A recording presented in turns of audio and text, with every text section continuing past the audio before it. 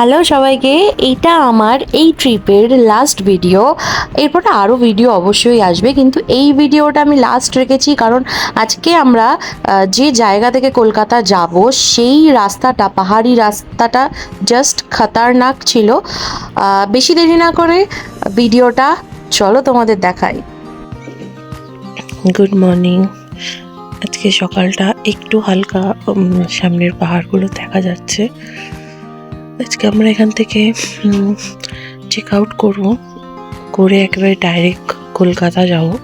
তো মোটামুটি ইচ্ছা আছে 7:45 6:30টার মধ্যে বেরোনো। অপূর্ব লাগছে সকালটা। আজকে যেহেতু কুয়াশাটা পাচ্ছি না, কুয়াশাটা আস্তে আস্তে কেটে যাচ্ছে। আর ওই দিকে পাহাড়ের ওই পেছন দিকটা করে কাঞ্চনজঙ্ঘা ভিউটা পুরোটাই দেখা যায়। অপূর্ব লাগছে সকালটা।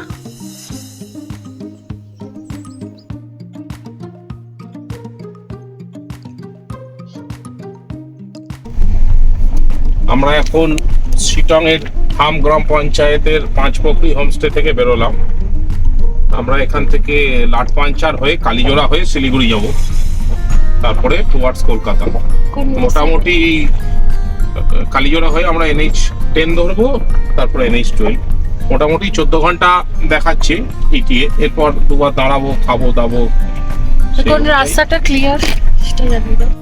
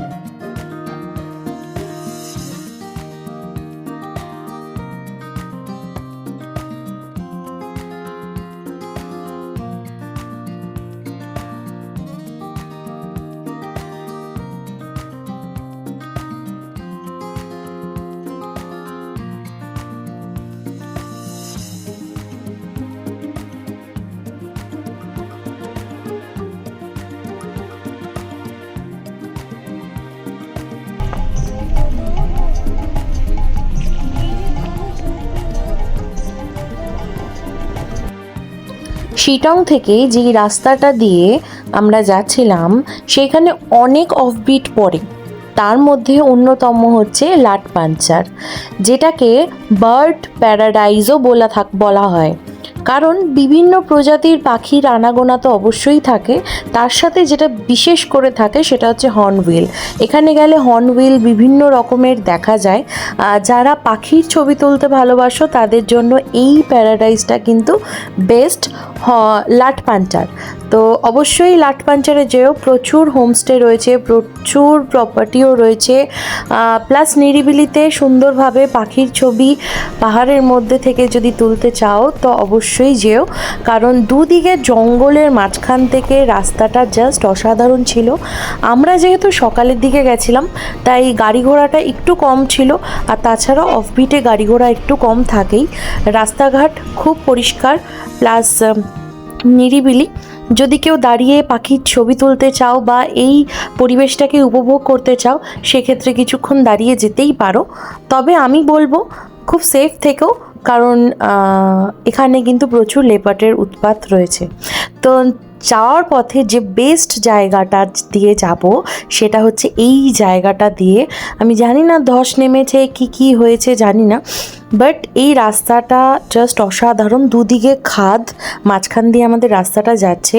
কোনো ঢালাইয়ের রাস্তা নয়, নর্মাল একটা মানে খুব খারাপ একটা রাস্তা। তো খুব রিস্ক নিয়ে আমরা গেছিলাম, কারণ উপায় ছিল না। দেখতে পাচ্ছ আমাদের চাকাটা কিভাবে রয়েছে। অনেক ভয়ানক একটা এক্সপিরিয়েন্স হয়েছে লাইফে, বাট দারুণ লেগেছে, বাট রিস্কও ছিল। তো তোমরা এই জায়গাটা দিয়ে গেলে অবশ্যই একটু সেফভাবে গাড়ি চালাবে, কারণ এখানে একটা গাড়ি গেলে আরেকটা গাড়ি আসা ইম্পসিবল। খুব সাবধানে গাড়ি চালাবে, যে কোনো জায়গা থেকে রাস্তায় একটু যারা লংয়ে যাও সাবধানে গাড়ি চালিও। আর ফাইনালি আমরা শিলিগুড়ি পৌঁছে গেছিলাম, আর শিলিগুড়ি পৌঁছেই মনটা খারাপ হয়ে গেল, কারণ বাড়ি যাওয়ার পালা। আবারও তিস্তা নদীকে টাটা বাই বাই করে আমরা আমাদের কলকাতার উদ্দেশ্যে রওনা দিলাম। তো অপূর্ব সৌন্দর্য। আর পুরো ভিডিওটা যদি মানে এই আমাদের কলকাতা থেকে যে জার্নিটা স্টার্ট হয়েছিল আগের ভিডিওতে তোমরা পেয়ে যাবে। তো যদি ভালো লেগে থাকে তবে লাইক, শেয়ার, কমেন্ট করতে ভুলো না। পাশে থেকো, অবশ্যই আসবে আরও সুন্দর সুন্দর ভিডিও। প্রচুর জায়গায় ঘুরতে যাই, সব কিছুর আপডেট কিন্তু আমি প্রত্যেকটা ভিডিওতে দিতে থাকবো। চলো, দেখা হবে আরও একটা ভিডিওতে সুন্দর সুন্দর জায়গা নিয়ে, কোথায় থাকছি, কি করছি না করছি, কতটা ইজিলি তোমরা গাড়ি নিয়ে পৌঁছাতে পারবে। ম্যাক্সিমামটাই আমি গাড়ির ভিডিওটাই দিই, কারণ গাড়ি নিয়ে এখন বাঙালিরা ঘুরতে যেতে ভীষণ ভালোবাসে। তো সেক্ষেত্রে আমি চেষ্টা করি ছোট ছোট টিপস হোক বা গাড়ি নিয়ে কোথায় কিভাবে যাবে, কতক্ষণে যাবে, বা একটা সঙ্গে বাচ্চা থাকলে কিভাবে লংয়ে কোথাও ঘুরতে যেতে পারো, সবটাই আমি কিন্তু আমার ভিডিওর মাধ্যমে বোঝানোর চেষ্টা করি। তো আপাতত ভিডিওটা এখানেই শেষ করছি। দেখা হবে আরও একটা নতুন কোনো জায়গা নিয়ে, নতুন কোনো ভাবনা নিয়ে। সঙ্গে থেকো, পাশে থেকো, ভালো থেকো। ভালো লাগলে লাইক, শেয়ার, কমেন্ট করতে ভুলো না। চলো, টাটা, বাই।